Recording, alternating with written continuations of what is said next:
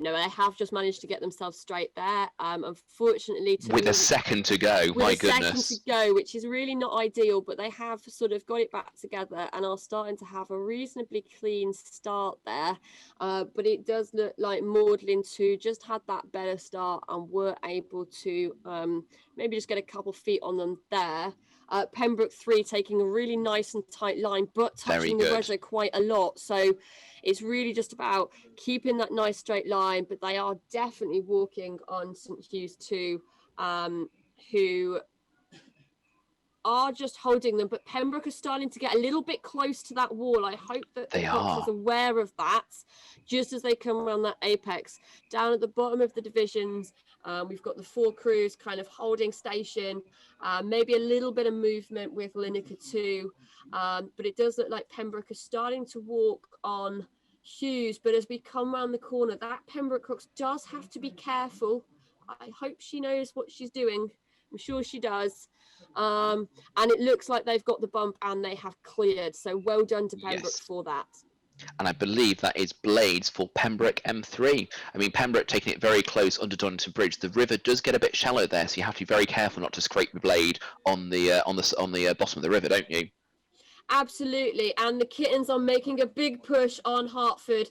But Hertford are holding them and actually might be walking away. The Kittens might actually have just put in a big push off the start, and I'm not sure if they're closing that gap just enough. And we have a 3-boat sandwich as well as we come into the gut, and possibly one leaving the gut as well. It is all happening. So Wolfson are walking and trying to make a move on Tendies, who are holding them valiantly, and I think Lineker have just closed that sandwich and by bumping Wolfson, and Wolfson now need to go on and really make the move on Teddy's, but that might not have been a successful bump, and I don't quite know what Lineker are doing there. I hope they are clearing. Yes, they are. Good. I hope so indeed. So otherwise that would have been a semi-over bump, or we could have had a repeat of Women's Division 7 just there. I don't see any Kittens. So it looks like their rowing has been in much better fashion than their dress sense, and it looks like the Kittens have bumped up into Men's Division 6, leaving Hertford 2 at the bottom of this division.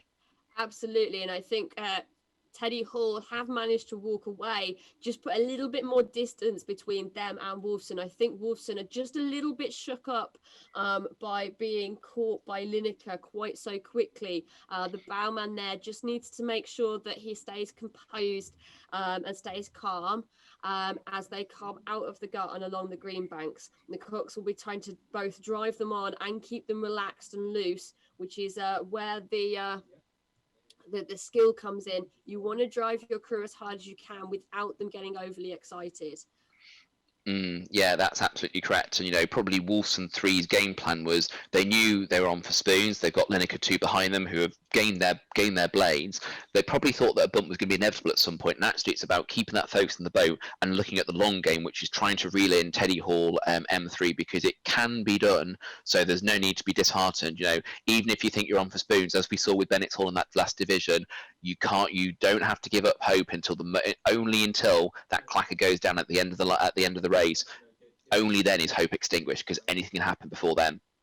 Absolutely, and I think what we're seeing in these top 3 crews is that starting to transpire with that slightly longer game plan. Magdalen 2 have either dropped back off Regents, or Regents have walked away, and Hughes, I think, are just holding station. So if Hughes can put a couple of pushes in, maybe chip away at that distance, Magdalen may well be starting to get tired as they come along the Boathouse Island past the Univ with about sort of 500-600 meters left.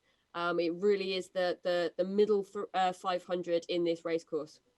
Yes, yeah, and as a rower, your goal is to stay as composed as possible, keep your head up, keep in time, and keep listening to that Cox, because actually it's less about pushing hard is really important, but it's a bit less about how hard you push and more about how much you push together. That is the secret of making a boat go fast. Absolutely, and I think the Magdalen M2 crew there just had a couple of nice strokes with some good, they're well synchronized. It's just perhaps a little bit inexperienced and a little bit rocky in the wash, but they do look like they are actually trying now to gain a little bit on Regent's Park and have actually walked away from St Hughes. And Yeah. Regent's Park doing some very interesting steering here, which will have cost them a few seconds. And Magdalen have decided to not do that, which will gain them a few feet. And they are now following on a much steeper angle than they perhaps want to. There is a bay there in the river, but you don't necessarily want to go into it. You want to kind of lightly graze it, let's say. So we will see in the last few strokes of the race if Regents can hold Magdalen too.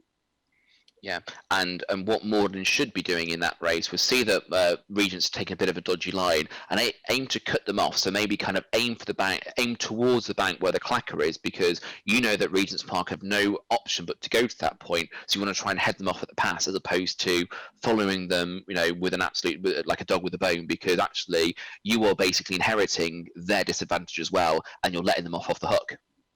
Absolutely, and as the last few crews come through, I definitely the gaps between Teddy Hall, Wolfson, and Queens have shortened, but I don't think any of those crews have enough river left to really make that push and get that bump before the Sterns cross the finish line.